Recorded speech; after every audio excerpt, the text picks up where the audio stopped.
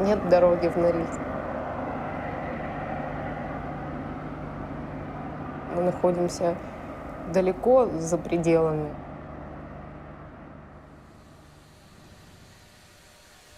Страшно красиво.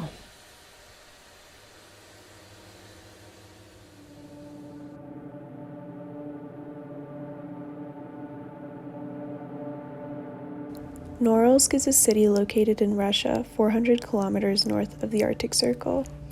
It's considered to be the northernmost city in the world. It's a closed city. The only ways to enter are by train or plane. To enter, one needs special permission from the government. Luckily, a few photographers and filmmakers have managed to travel there and document the way of life in this strange city. Photographer Elena Chernyshova's work has been one of my biggest sources of information about the place.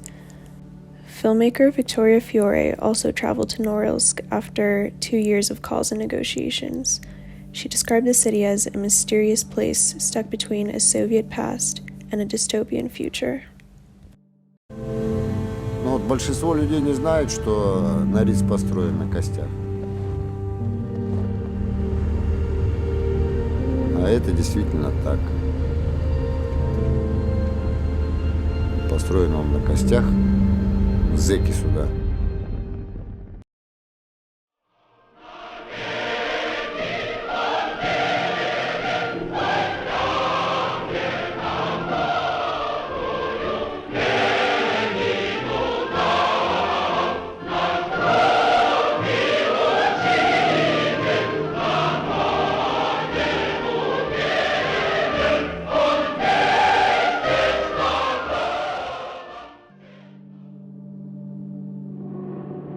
Before there was the city of Norilsk, there was Norlag, or the Norilsk Corrective Labor Camp. In the early days of the Soviet Union, political prisoners were imprisoned in the Gulag. Anna Vasilievna Bigis was sent to the Gulag at age 19 after the government decided that she had been supposedly collaborating with Nazis. She was held there for 10 years.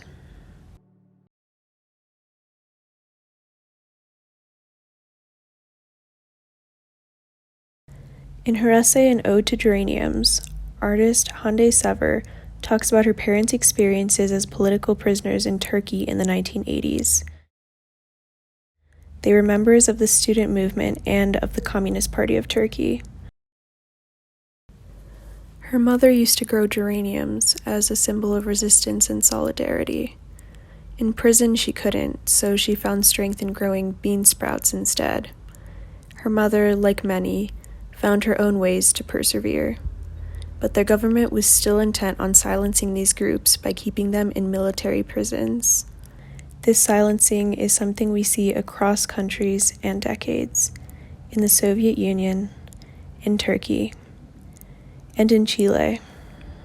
Pinochet was the military dictator of Chile from 1973 to 1990. Under his regime, many were sent to concentration camps, such as the Chacabuco camp in the Atacama Desert. There, political prisoners studied the stars in the clear night sky as a way to escape. I wonder if prisoners in Norilsk could also see the stars from where they were. On top of being imprisoned, many were killed and went missing under Pinochet's regime. Some of their remains are missing to this day. Patricio Guzman explores this history in his documentary Nostalgia for the Light.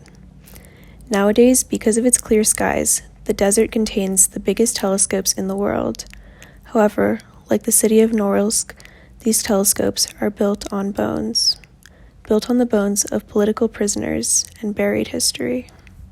Durante 17 años, Pinochet asesinó y enterró los cuerpos de miles de prisioneros políticos.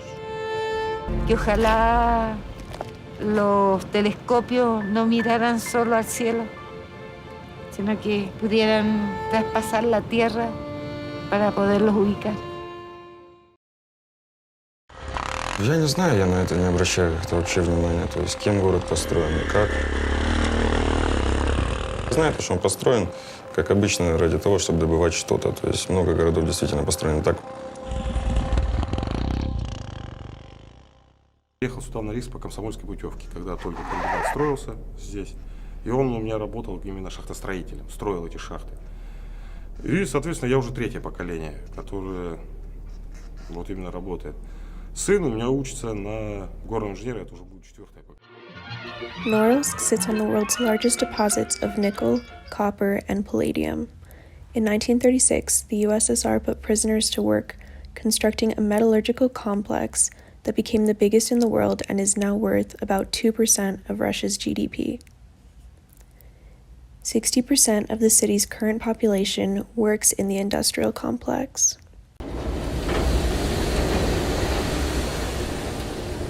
На этой позитивной ноте мы прощаемся с вами. Пусть в вашей жизни будет больше хороших новостей. Берегите себя. До новых встреч!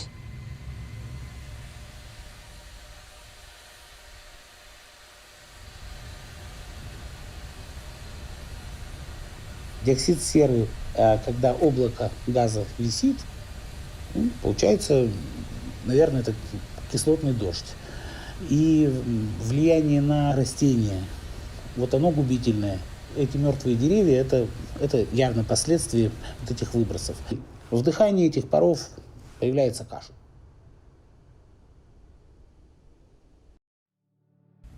Norilsk is the most polluted city in Russia and the 7th most polluted city in the world. Almost 400 square miles of the land around the city is dead or almost dead. The pollution has caused widespread health problems in Norilsk, like lung disease, cancer, asthma, and blood disorders. Life expectancy is 10 years less than the rest of the country, and the risk of cancer is twice as much. Мне не нравится газ, потому что он воняет, и он вредный.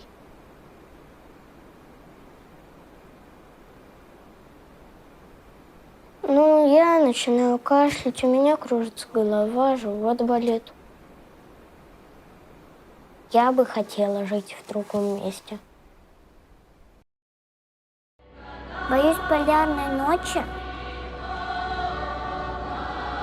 Боюсь, потому что солнце может уйти и никогда не вернуться. Every winter, the sun sets and doesn't rise again for 2 months. This can cause sleep disorders, irritation, and even depression. People use UV lamps and luminotherapy to simulate sunlight. Many try to grow plants indoors using lamps. During this time, most of life is confined to the indoors.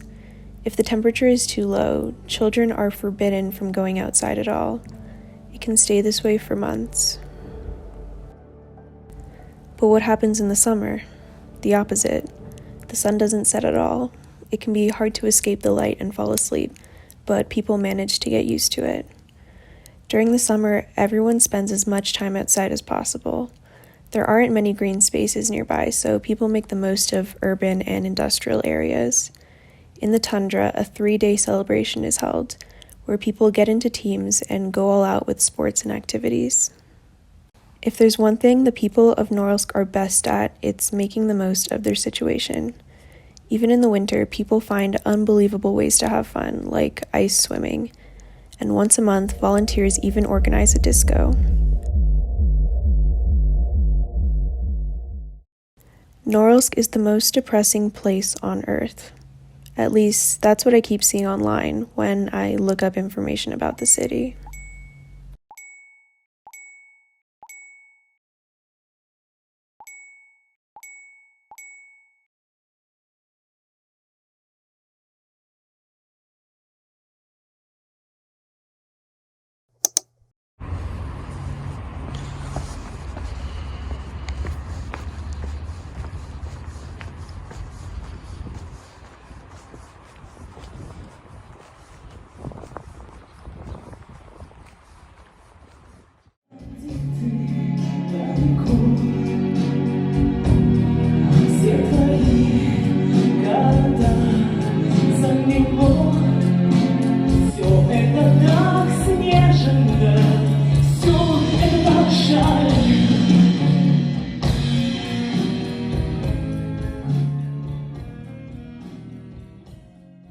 Maybe it is the most depressing place. I wouldn't know.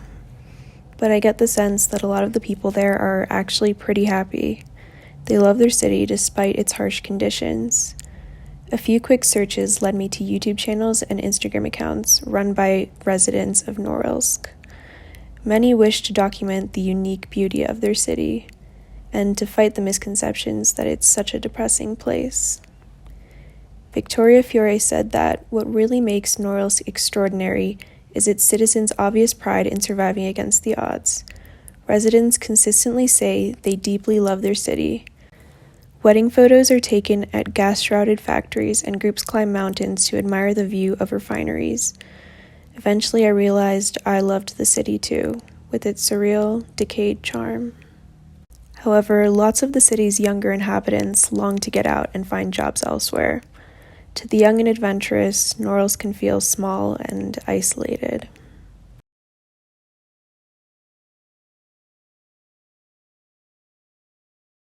Моего любимочка сыну отбирает от меня, ну а что сделать? Долг армии, надо быть долгом. Я же заикаюсь, потому что переживаю. Да, переживаю очень. Отправляю его не знаю куда. Давайте. Спасибо большое. It made me think of the 1976 Senegalese film Tuki Buki. C'est très simple. À chaque fois que vous voulez voir la lumière, il faut fermer. In the film, a young couple longs to escape Senegal and go to France. Eventually, one of them decides to stay behind in his homeland, while the other boards the boat. Her departure is disappointing, leaving the viewer with a looming sense that France will not live up to the grand images she imagined.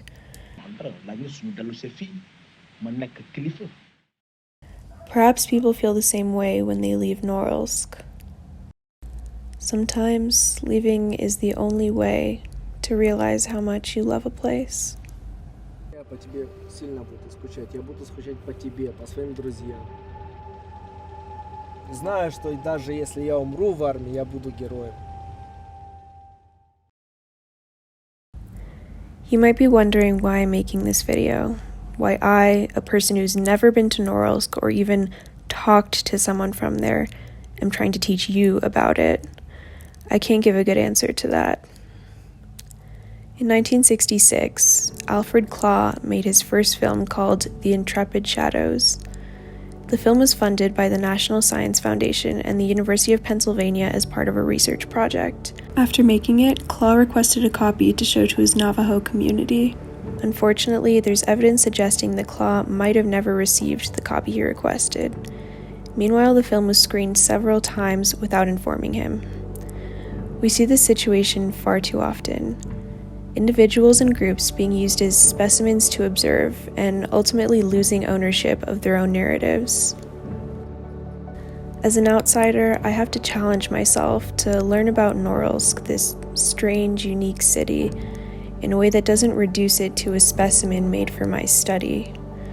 I want to find something real, to fully understand it as much as an outsider can. Maybe that's why I've become obsessed with this place. I have this burning desire to humanize it, to prove that the people there are actually a lot like the rest of us, despite the fact that they live in a frozen desert. I can't say I've succeeded. I can't even say I've scratched the surface.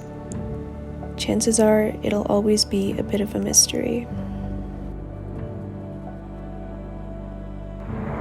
Красиво и вечно.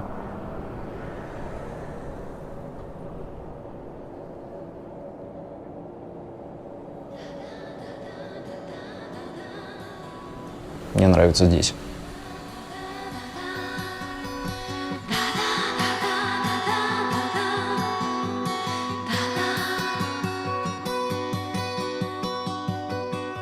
Кто, не знаю, распускает слухи зря, что живу я без печали.